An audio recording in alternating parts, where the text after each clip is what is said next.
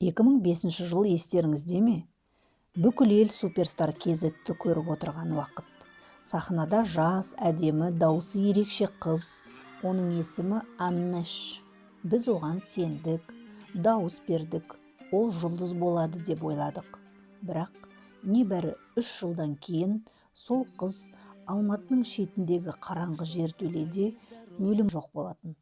Осындай топтардың бірін Дмитрий Костицын басқарған. Бұл қылмыстық топ кездейсоқ құрылған болатын. Оларды біріктірген достық емес, ашкөздік еді. 4 қылмыскер бай бизнесмен мен оның сүйіктісін тұтқынға алып, олардың отбасы мүшелерінен көп мөлшерде ақша алып, соңында оларды өлтірген. Бұл қылмысты олар ұзақ ойластырып, жоспарлы түрде іске асырған және полиция қайтыс болғандардың денесін таппай да қалуы мүмкін еді. Бірақ қылмыскерлердің ақшаға құнығып, ашкөзденуінің арқасында олар ұсталды. Сонымен бұл қылмысты кімдер қалай жасады? Олар қалай ұсталды? Ұрланғандар кімдер? Бүгінгі шығарылымда осы сұрақтарға жауап іздейтін боламын. Подкастты соңына дейін тыңдаңыздар. Қылмыскерлер ұрлап кеткен қыз Анна Шейдер еді. Ол кезде оның жасы 21-де. Ол Жүргенов атындағы өнер академиясының 4-ші курс студенті ғана емес, Қазақстанға танымал әнші болды. Тіпті ол Қазақстанды қойып, әлемге танылу жолында жұмыс істеп жатқан еді. Анна Шейдер қарапайым отбасынан шыққан қыз. Ол Золушканың тағдырын қайталады десек те болады. Аняның әкесі гитарист, Аня 3 жаста болған кезде қайтыс болған. Анасы да жас кезінде музыкаға қызығушылық танытқан. Хорда ән айтып, домбырада ойнады. Анасы 2-ші рет тұрмыс құрған соң, Аня нағашы апасында тәрбиеленген. Апасы оның ән айтуға деген құштарлығын арттырып, бала кезінде музыка мектебіне берген. Ол кішкентай кезінен атақты әнші болуды армандады. Оның періштедей жүзі мен лирикалық вокалының артында күшті мінезі мен қатал амбициясы жатыр еді.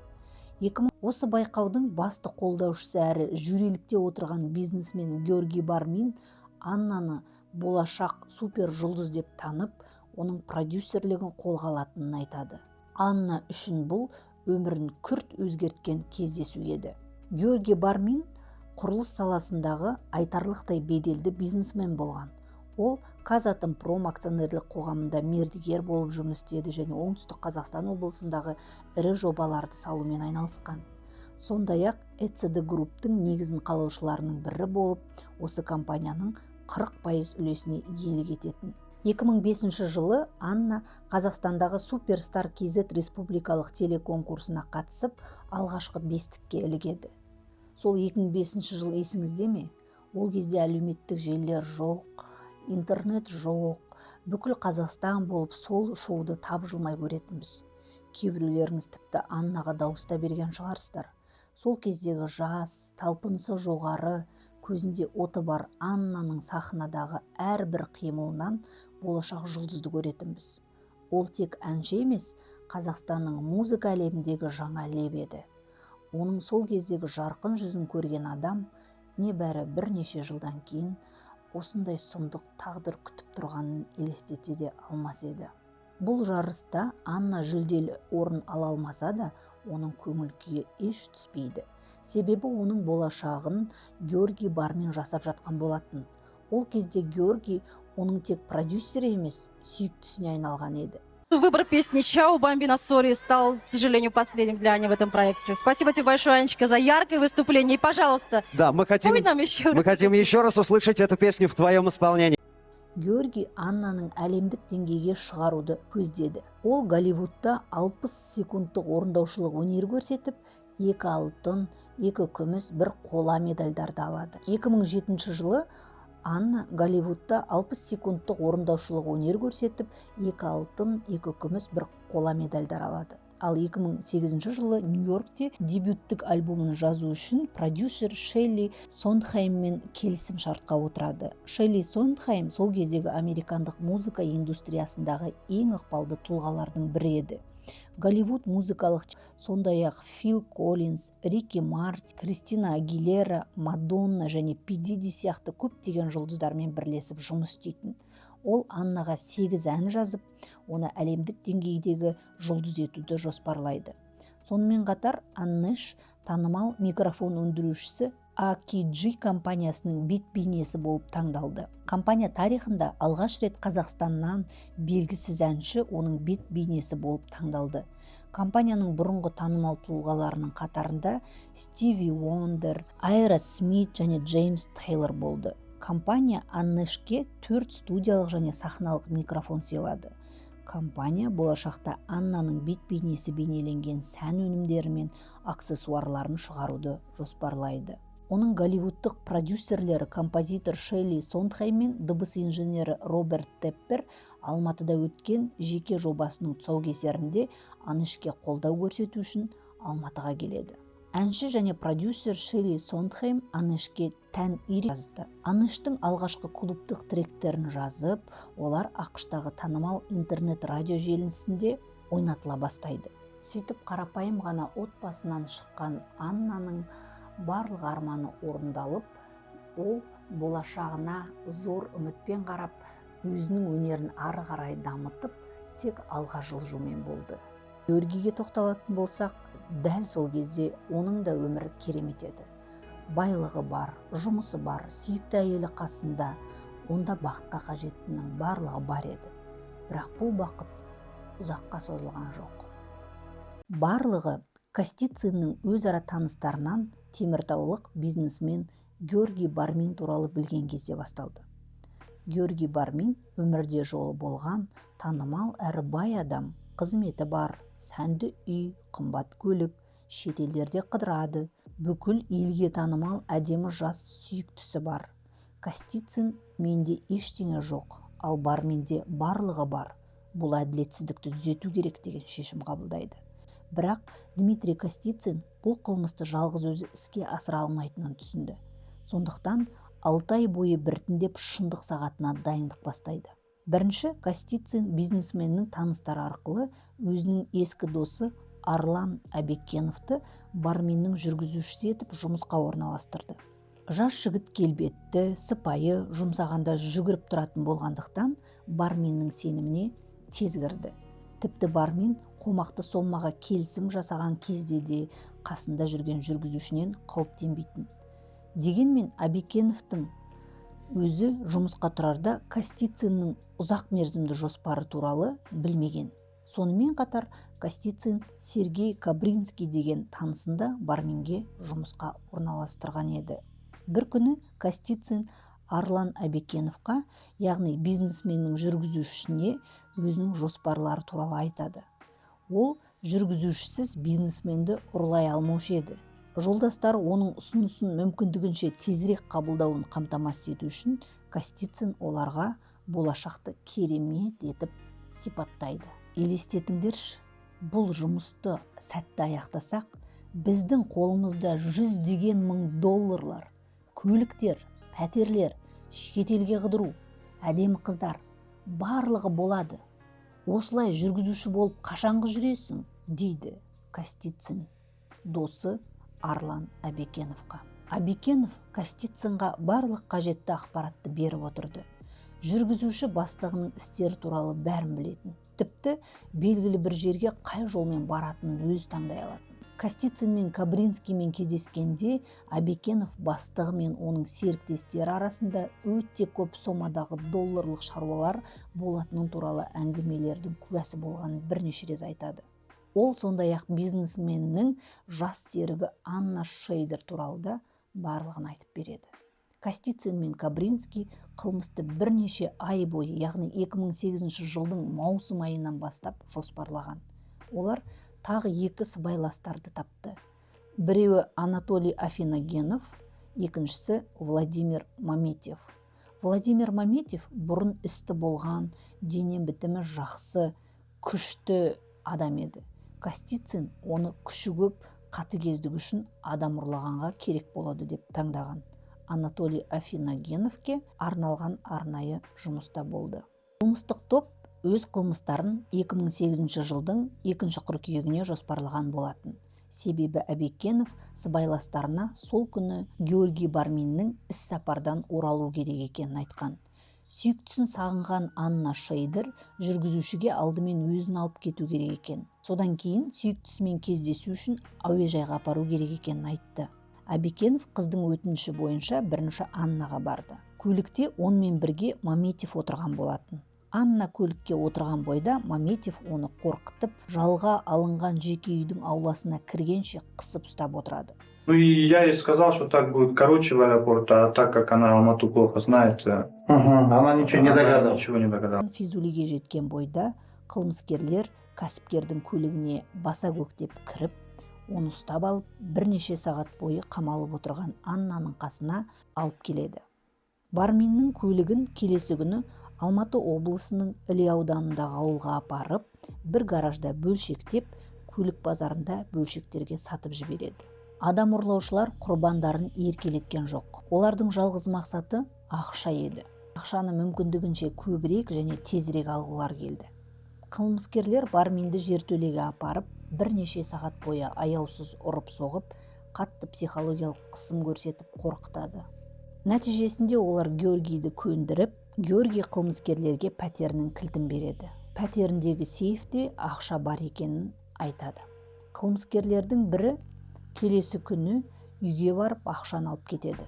Ол пәтерге барғанда үйдің сыртында отырған консьерж әйелге Барминнің Ресейден келген туысымын деп айтып, журналға фамилиясын қате тіркеп, кедергісіз кіріп шығады. Сейфте 3 миллион теңге болған. 2008 жылы бұл аз ақша емес еді. Алайда ұрлаушылар үшін бұл тым аз болды. Себебі олар Георгий Барминнің $100 000 ауқымды істі жүргізгені жақсы білетін. Олар тағы да Барминді жұдырықтай бастайды. Бірақ бұл жолы қылмыскерлер бизнесменнің оларға ақша төлеуге міндетті екенін дәлелдеу үшін Аннаны пайдалана бастайды. Сүйіктісіне деген шынайы сезімі бар Георгий ұзақ қарсылық білдірмейді. Ұрлаушылардың талабымен ол ұлы Юрийге қоңырау шалады. Ол ұлына тез арада бір маңызды іскерлік мәселені шешу үшін $460 000 дайындауын өтінеді. Ұлы еш күдіктенбестен ақшаны жинайды. Ұлы әкесінің компаниясында жұмыс істейтін. Әкесі оған бұрын да осындай тапсырмалар беріп тұратын. Ал ұлы барлығын мүлткісіз орындайтын. Әкесі оған ақшаны алуға мен саған көмекшім Андрей деген жігітті жіберемін деген. Андрей дегені банданың мүшесі Анатолий Афиногенов еді. Анатолий Юрийден барып ақшаны алады. Қылмыскерлер сонша ақшаны көріп, естерінен танып қала жаздайды. Кеше ғана қайыршы болған олар бүгін байып шыға келді. Бірнеше ай бұрын жоспарлаған істері жүзеге асып, осындай джекпот ұтып аламыз деп ойламаған. Ақшаның дәмін сезген олар мұнымен тоқтай алмай, аш көздіктері қорқыныштан да күшті болғаны сонша, келесі күні кәсіпкердің ұлына қайта қоңырау шалдыртады. Бастапқы сома барлық мәселелерді шешуге жеткіліксіз, тағы $800 000 керек деп айтқызады. Мұны естіген кәсіпкердің ұлы қобалжи бастайды. Әкесінің айтқаны ол үшін заң, сондықтан ол келісілген жерде Афиногеновпен кездесуге ақшаны әкеледі. Әкелген сома $160 000 және 79 миллион теңге. Ақша көп болмайды демекші, 2 күннің ішінде $1 миллион астам ақша жинаған ұрлаушылар жоспардың келесі бөлігін орындауға көшеді. Топырақпен көмеді. Келесі күні оның үстіне ашық дәретхананы қойып қояды. Сөйтіп, олар қорқынышты қылмыстарын мәңгілікке жасыруға тырысқан. Ары қарай олар үшін керемет өмір басталды. Олар пәтер, көлік алып, кейбіреулері үйлерін жөнде шетелге қыдырып, сауық сайран құрып өмір сүре бастайды. 3 айдан астам уақыт бойы отбасы да, достары да Георгий Бармин мен Анна Шейдердің қайда жоғалып кеткенін білмейді. Туыстарының өтініші бойынша жоғалғандарды іздеуді бастаған полиция да бұл сұраққа жауап бере алмайды. Полицияға әкесінің жоғалғаны туралы арызды Георгийдің ұлы жазған. Дәл осы сәтте Теміртаудан Аняның анасы да қызының телефонын алмай жатқанын, жоғалып кеткенін айтып арыз қалдырған болатын. Бірақ соңғы сәтке дейін барлық оларды тірі деп үміттенді. Себебі 2008 жылдың қыркүйегінен бастап желтоқсанға дейін, яғни 4 ай бойы қылмыскерлер кәсіпкердің ұлы Юрий Барминге әкесінің атынан электрондық поштаға хат жіберіп тұрған. Хаттардың мазмұны әртүрлі болғанымен, нәтижесі әрқашан бірдей болды. Ол ақша сұрау. Соңғы хабарламада Георгий ұлынан $500,000 табуын талап еткен. Күдіктенген Георгий Бармин полициямен тікелей байланыс орнатады. Полиция хаттарды қайдан, кім жіберіп отырғанын анықтауға тырысады. Бірақ 2008 жылы технологиялар қатты дамымаған, полиция бұрын соңды осындай қылмыс түрін көрмеген. Тергеушілер заманауи технологияларды пайдаланып, хабарламалардың әр жолы әртүрлі компьютерлік клубтардан жіберілгенін анықтайды. Сондықтан жіберушінің жеке басын анықтау мүмкін емес болады. Ол кезде қазіргідей барлық жерде бейнебақылау камералары жоқ. Полиция Барминнің қайтыс болғанын және оның жоғалып кетуі мен өліміне қатысы бар қылмыскерлердің оның ұлымен ойын ойнап жатқанына 100% сенімді болды. Сол себепті тергеушілер бұл хаттардың келіп жатқанын құпия ұстады. Тіпті полиция өкілдерінің барлығы білмеген. Олар Юрий Барминмен үнемі байланыста болып, сұраған соманы апарып, қылмыскерлерді ұстау керек деген жоспар құрады. Ақшаның шеті көріне бастаған қылмыскерлер электрондық поштаға хат жазуын жиілетіп, талаптарын күшейте бастайды. Сол кезде қылмыскерлерді анықтау мен ұстаудың жалғыз мүмкіндігі осы екенін түсінген детективтер жоғалған бизнесменнің ұлына жалған ақша ұсынады. Операцияның соңғы бөлігін Алматы ішкі істер департаментінің ұйымдасқан қылмыспен күрес бөлімінің қызметкерлері арнайы жедел әрекет ету бөлімшесімен бірге жүргізді. 4 желтоқсан күні Афиногенов пен Костицин мінген көлік ақша алуға Барминнің үйіне келген кезде детективтер мен арнайы жасақ сол жерде еді. Келісілгендей Афиногенов үйге кіріп, ақша салынған сөмкені алғанда, полиция оны бірден ұстайды. Костицин үйдің ауласында көліктің дәл жанында ұсталды. Полиция істің мән-жайын түсініп, сыбайластардың нақты кімдер екенін анықтауға көп уақыт жұмсаған жоқ. Қылмыстық топтың ұйымдастырушысы Костицин үнсіз болғанымен, Афиногенов қылмыстың барлық мәліметтерін бірден ашты. 5 желтоқсанда, яғни келесі күні, ұйымдасқан қылмыстық топтың барлық мүшелері тұтқындалды. Тергеу бірнеше айға созылды. Тергеу барысында өздерінің жазасыз өтетіндеріне кәміл сенімді, қатыгез қылмыскерлер бұрынғы достықтарын ұмытып, бір-бірін сатып, әр қайсысы аз жала алу үшін пәлені бір-біріне жаба бастайды. Ұрлаушылар Георгий Барминнің ұлынан барлығы $1,300,000 алған. Костицин бұл ақшаның $200,000 Кабринскийге берген. Ол $70,000 өзіне жаңа Subaru сатып алған, Египетке демалысқа барып келген. Абикенов болса $60,000 алып, өзіне жаңа көлік алған. Афиногеновке тек $14,000 берілген. Ол қылмыс туралы толық ақпаратты білмеген, тек ақша тасушы ретінде ғана жұмыс істеген. Қалған сумма шамамен $1,000,000 болған. Костицин бұл ақшаны қайда жасырғанын ешқашан айтқан жоқ, және бұл мәселе әлі шешілмеген күйінде қалып отыр. Ездил один раз, с дочкой в Египет съездил. Отдыхать. Да. Сам Петербург для чего съездил? Друзей повидать, я там учился. И плюс там у меня дело небольшое было, я переговоры вел. А остальные деньги куда тратили? А остальные деньги в ячейку положил на хранение в банк. Ну, машину еще купил.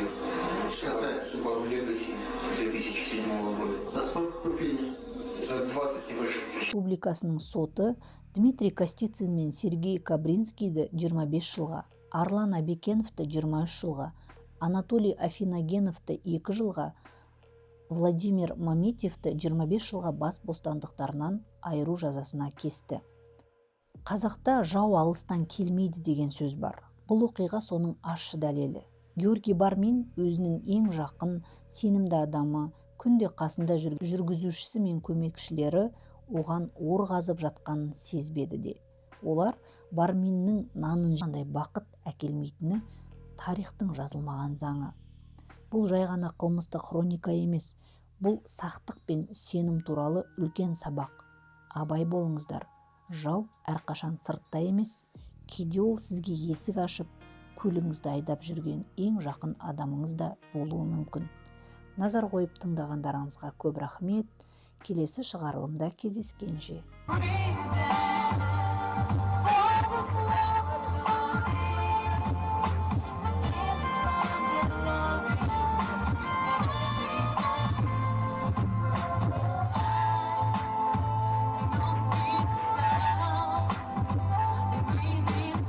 Егер осы подкаст ұнаса, маған лайк басып, каналыма тіркеліп, комментарий қалдыруды ұмытпаңыз.